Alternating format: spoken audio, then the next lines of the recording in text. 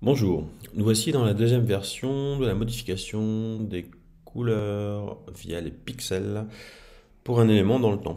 Alors, là je suis directement dans l'interface de couleurs, donc je vous rappelle ici en haut à droite, on peut basculer de l'interface de montage où on a le visualiseur, le chutier, la chronologie et le visualiseur de la chronologie ou de la timeline, voilà c'est les deux noms qu'on donne. Alors, je bascule ici en haut à droite dans le changement d'interface pour avoir les palettes, pour avoir accès directement aux paramètres de couleur. Donc ici, je vois que par défaut, lorsque je bascule dans la couleur lumétrie dans l'interface, euh, j'ai pas d'onglet pour l'instant avec un effet lumétrie. Alors, c'est-à-dire que si je vais ici et que je modifie quelque chose, hop, automatiquement, l'effet lumétrie vient de se mettre instantanément. Donc, je peux le supprimer.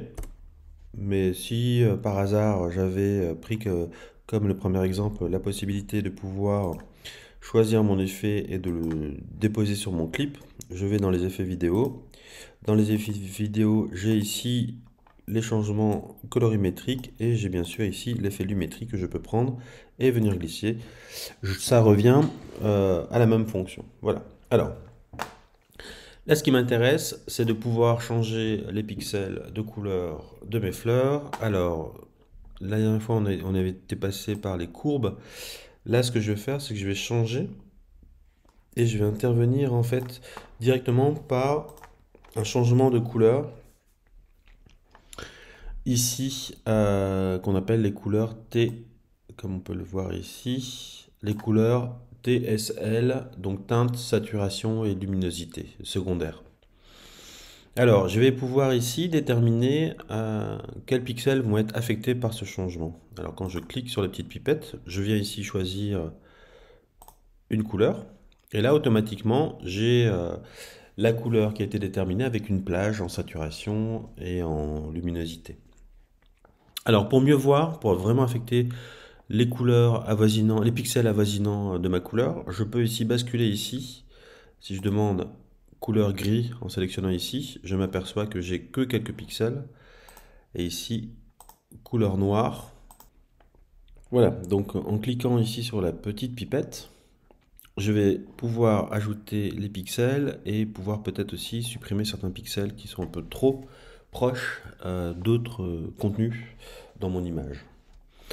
À partir de cet instant, donc je vais pouvoir ici interagir sur la correction colorimétrique. Donc là, j'ai soit un seul cercle colorimétrique, soit les trois cercles colorimétriques. Et là, ici, maintenant, j'ai la possibilité de pouvoir agir sur les pixels à trois niveaux différents, donc ce qu'on appelle les tons clairs. Donc les tons clairs, c'est les pixels qui sont très clairs, les tons moyens et les tons foncés. Donc là, ici, on s'aperçoit qu'en fait, on a aussi bien des tons foncés que des tons clairs. Et bien sûr, ça, je vais pouvoir le modifier dans le temps. Alors, euh, ce qui est assez intéressant, c'est que quand je regarde ici, donc dans TLSL secondaire, je m'aperçois ici qu'on a la possibilité, dans le temps, donc on a un petit chrono. Et donc ça s'appelle les images clés. Donc je vais pouvoir avoir à un moment donné la modification dans le temps de ces changements de valeur. Alors ici, on avait la possibilité, alors je vais aller un peu rapidement, mais de pouvoir agrandir la plage ou la réduire. Ici, voilà, donc pour justement délimiter. Et on fera un masque par-dessus pour n'affecter que cette zone. Alors, au début, je les laisse de cette couleur, puis 10 secondes après, je vais changer, alors pour changer les tons, je me mets au centre et je tire vers la couleur. Donc là, je vais plutôt aller vers les bleus. Voilà, donc je glisse ma souris et là, hop. Donc je m'aperçois qu'en fait, une seule gamme de pixels est affectée, c'est les tons foncés. Et je pourrais très bien modifier aussi les tons moyens. Donc là, je vais pouvoir comme ça jouer sur trois niveaux de paramètres différents. Et les tons clairs pour pouvoir complètement changer les nuances en fonction de ce que j'ai besoin. Et donc, je continue. Je vais à 20 secondes. Et là, je change des tons bleus. Je vais aller plutôt vers les tons verts. Voilà. Et même chose pour le dernier.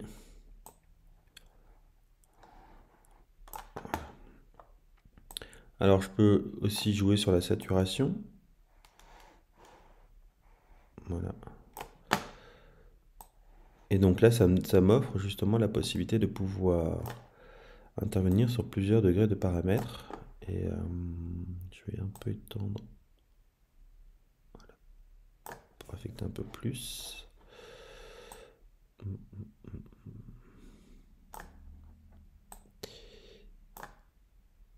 Voilà.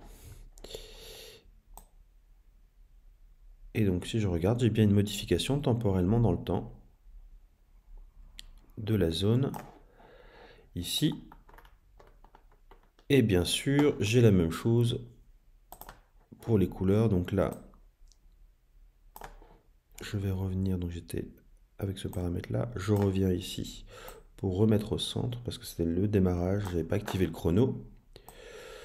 Hop. Et donc, si je regarde, je vais me retrouver ici avec deux images clés, une ici et une ici. Et dans le temps, je m'aperçois graphiquement, donc on peut le voir ici, mais on peut le voir aussi ici, je m'aperçois graphiquement que j'ai un changement de paramètres et donc un changement de couleur.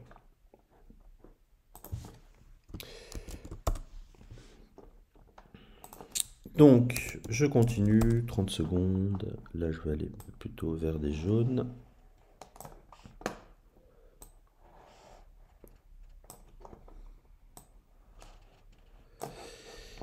Et 40 secondes.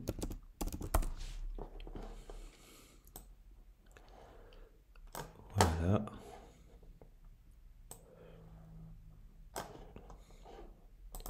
Et 50 secondes.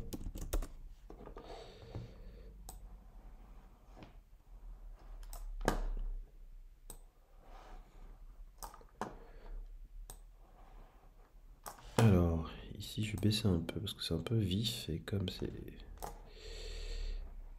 Alors, on peut ici modifier aussi la température et la teinte, ou voire même la saturation, c'est-à-dire que je peux les rendre un peu moins... Voilà. Moins flashy.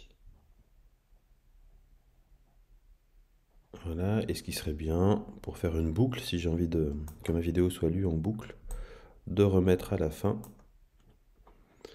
le paramètre à 0.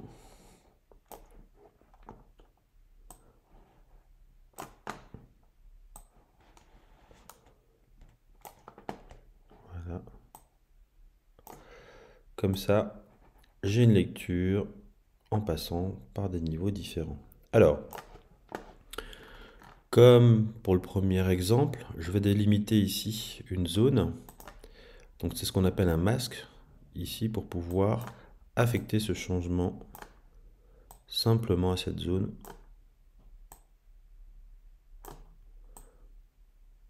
Voilà, je fais une zone assez large. Hop. Et je viens étendre un peu. Voilà.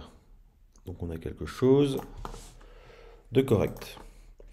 Voilà, donc si je mets lecture, j'obtiens le résultat souhaité, c'est-à-dire que j'ai bien un changement de pixels sur mes éléments, donc de colorimétrie sur mes éléments au niveau de la fleur.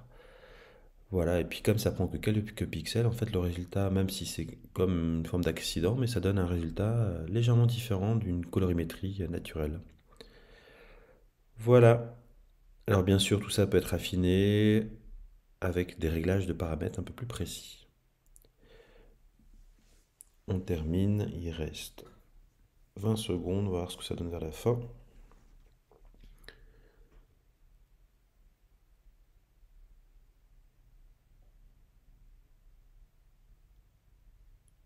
Voilà, merci beaucoup pour votre attention.